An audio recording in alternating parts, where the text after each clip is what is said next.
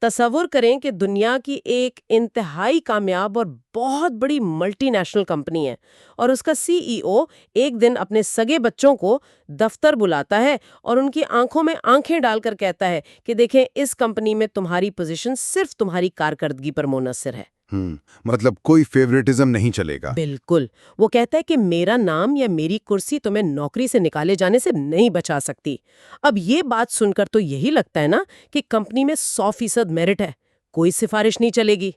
لیکن پھر اچانک ایک خفیہ دستاویز سامنے آ جاتی ہے۔ ہاں، اسی کمپنی کی ایک خفیہ دستاویز نکلتی ہے جس میں لکھا ہوتا ہے کہ CEO کے بچوں کو کبھی فائر نہیں کیا جائے گا اور ان کی پوزیشن ہمیشہ محفوظ رہے گی۔ ارے واہ، یہ تو بالکل ایک بظاہر ناممکن تضاد بن گیا نا۔ ایک کھلی الجھن ہے، 100%۔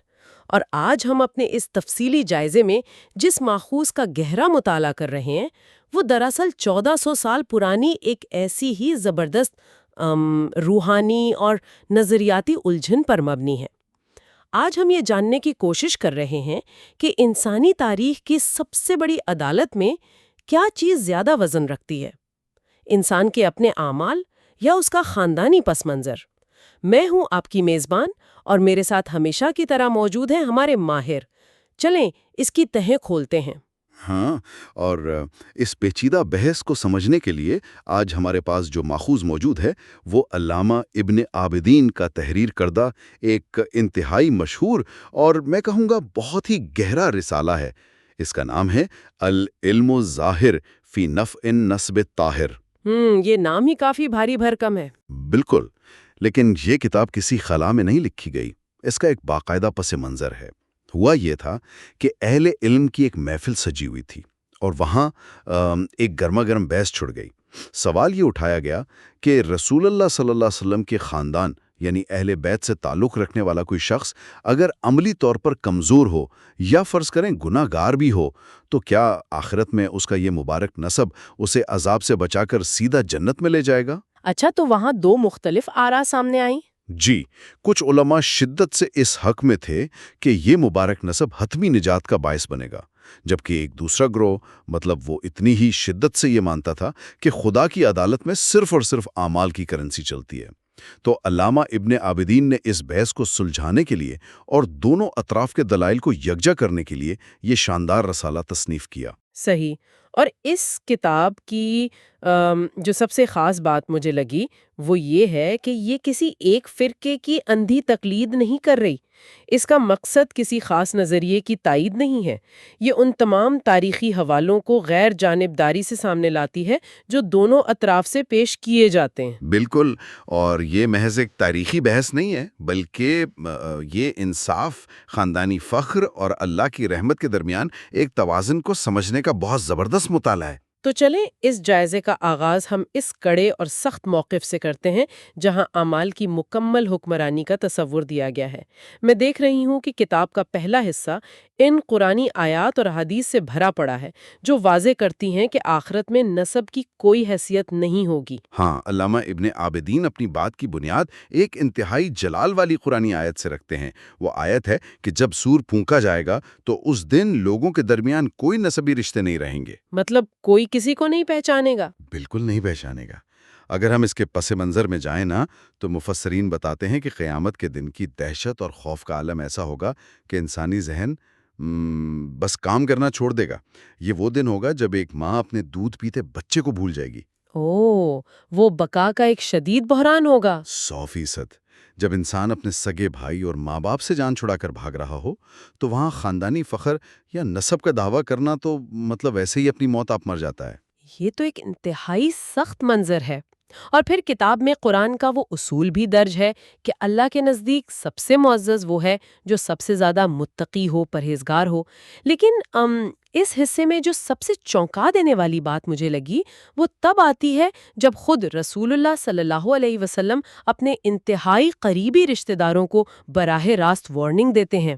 ہاں، وہ حدیث جہاں انہوں نے اپنے خاندان والوں کو مخاطب کیا۔ بالکل، اور خاص طور پر اپنی پیاری بیٹی حضرت فاطمہ کو مخاطب کر کے فرمایا کہ اے فاطمہ، اپنے آپ کو آگ سے بچاؤ، میں اللہ کے سامنے تمہارے کچھ کام نہیں آ سکتا۔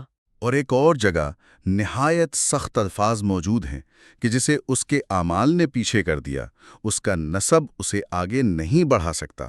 یہ بات بہت وزنی ہے، مطلب یہ کوئی عام انسان نہیں کہہ رہا، بلکہ وہ ہستی کہہ رہی ہے جس کے بارے میں مانا جاتا ہے کہ یہ ساری کائنات ان کی خاطر بنائی گئی۔ صحیح کہہ رہی ہیں آپ۔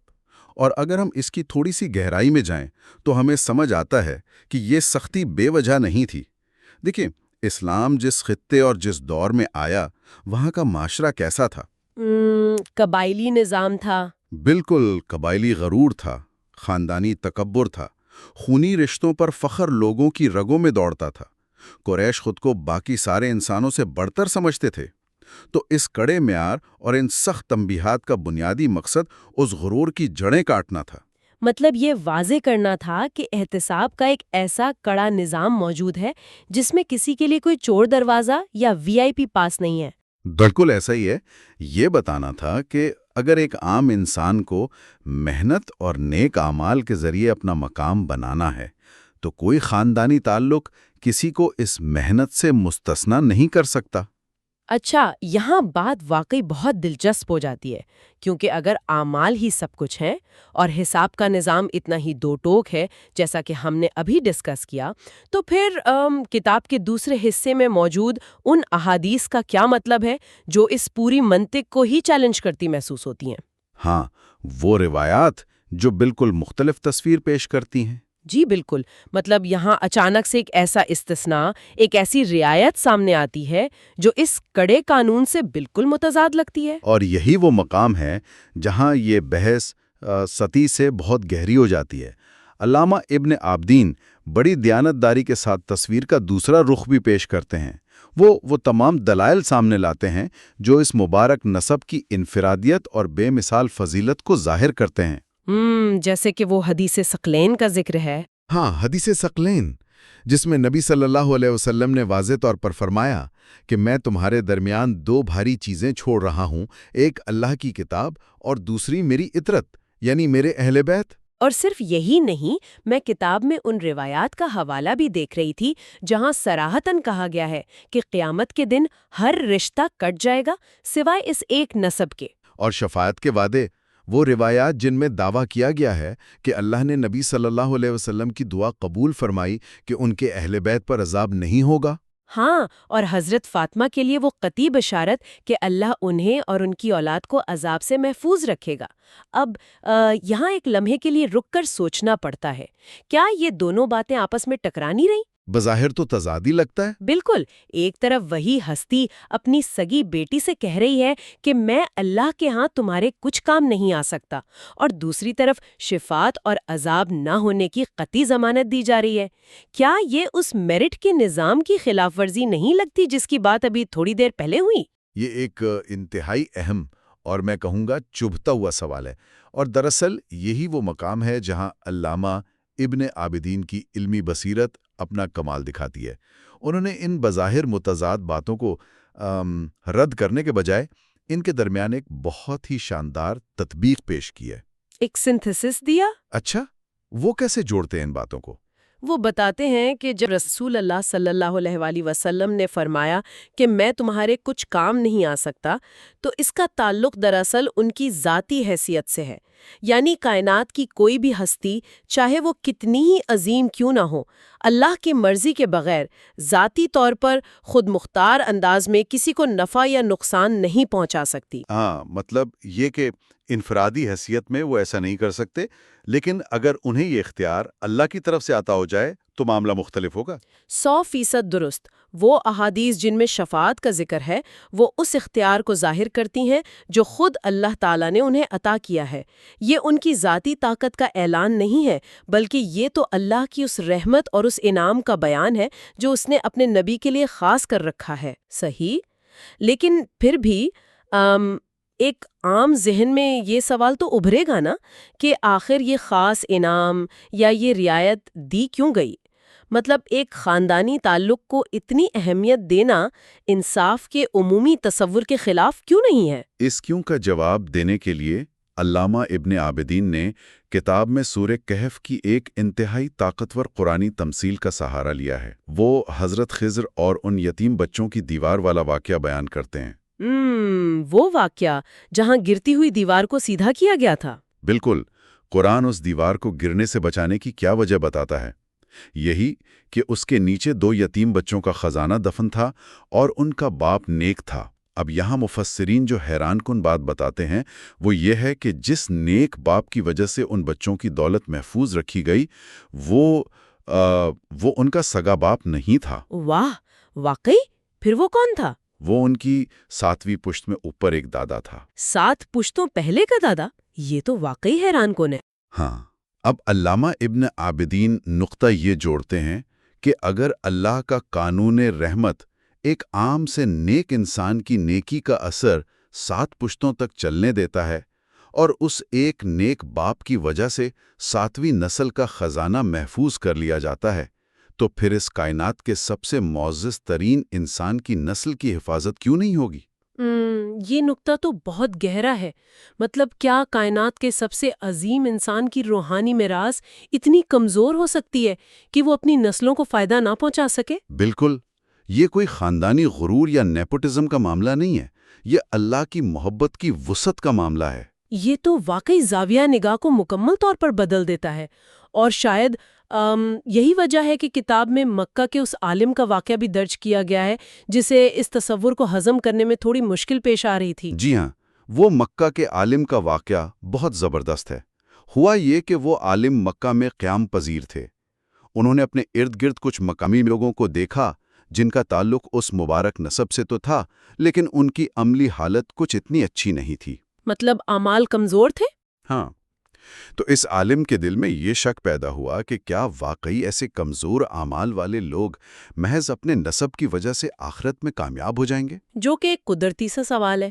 تو پھر کیا ہوا؟ اسی رات انہیں خواب میں نبی صلی اللہ علیہ وسلم کی زیارت ہوئی اور آپ صلی اللہ علیہ وسلم کے چہرے پر ناراضگی کے آثار تھے۔ انہوں نے اس عالم سے مخاطب ہو کر فرمایا کہ کیا تم اس بات کو بعید سمجھتے ہو کہ میرے اہل بیت بہترین حالت پر دنیا سے جائیں؟ یہ تو بڑی تنبیہ ہے۔ بالکل، یہ سنتے ہی وہ عالم دہشت زدہ ہو کر جاگ اٹھے اور فوراً اپنے شک سے توبہ کی۔ لیکن دیکھیں، پھر ہم وہیں آ کے کھڑے ہو جاتے ہیں۔ اگر آخر میں محبت کے اس اصول نے ہی غالب آنا ہے اور انجام بہترین ہی ہونا ہے، تو پھر شروع میں وہ سخت وارننگز کیوں دی گئیں، وہ ڈرانے والی باتیں کیوں تھیں؟ میں بتاتا ہوں۔ یہ سوال دراصل اس پوری بحث کے نفسیاتی پہلو کو کھولتا ہے۔ ماہرین اور خاص طور پر ابن عابدین مسکراتے ہوئے اس بات کی طرف اشارہ کرتے ہیں کہ وہ سخت تنبیہات دراصل نبی صلی اللہ علیہ وسلم کی اپنے خاندان سے شدید محبت کا نتیجہ تھی۔ محبت کا نتیجہ؟ وہ کیسے؟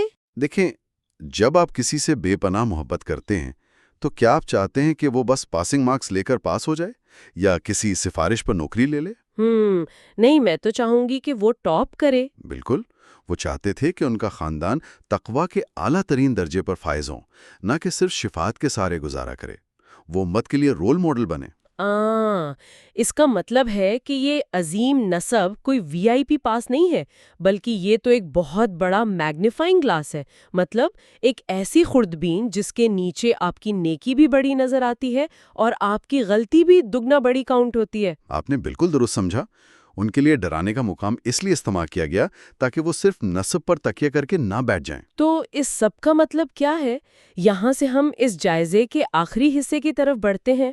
میں دیکھ رہی تھی کہ ابن عابدین نے غرور اور تکبر کے خلاف بھی کچھ حتمی دلائل دیے ہیں۔ جی، انہوں نے توازن کو برقرار رکھنے کے لیے کچھ ایسی تاریخی مثالیں پیش کی ہیں جو انسان کو اندر تک ہلا دیتی ہیں، یہ بتانے کے لیے کہ اللہ کی مشیت کے سامنے کسی کا زور نہیں چلتا۔ حضرت نوح علیہ السلام کی مثال دیکھ لیں۔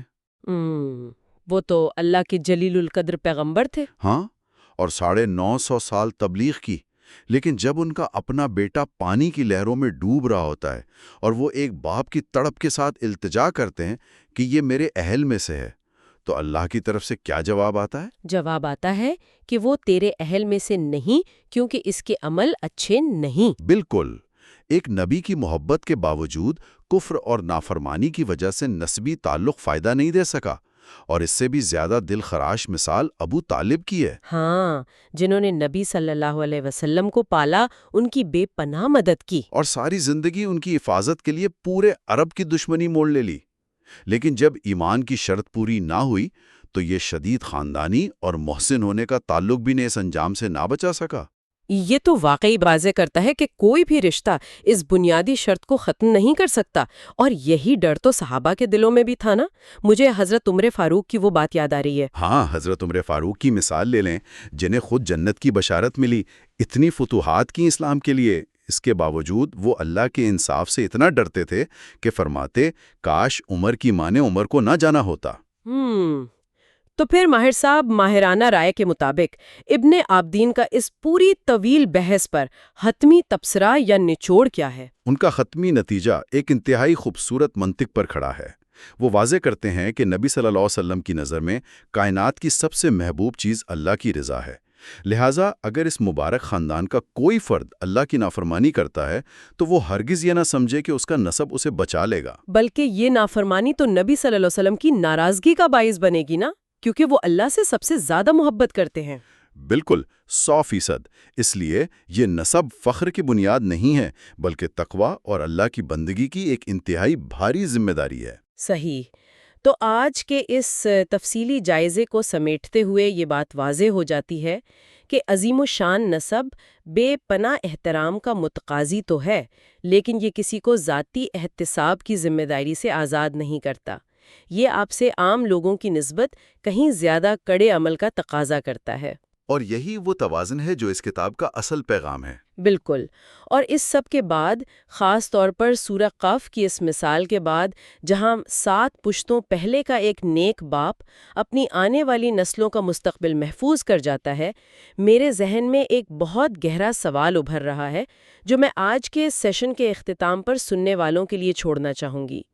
وہ کیا سوال ہے؟ سوال یہ ہے کہ اگر 1400 سال پرانا ایک نسب آج بھی لوگوں پر اتنی گہری روحانی اور اخلاقی ذمہ داری عائد کر سکتا ہے، تو کیا ہم نے کبھی یہ سوچا ہے کہ آج ہمارے اعمال، ہماری دیانتداری اور ہماری سچائی آنے والی صدیوں میں ہماری نسلوں کے لیے کیسی حفاظتی دیوار تعمیر کر رہی ہے؟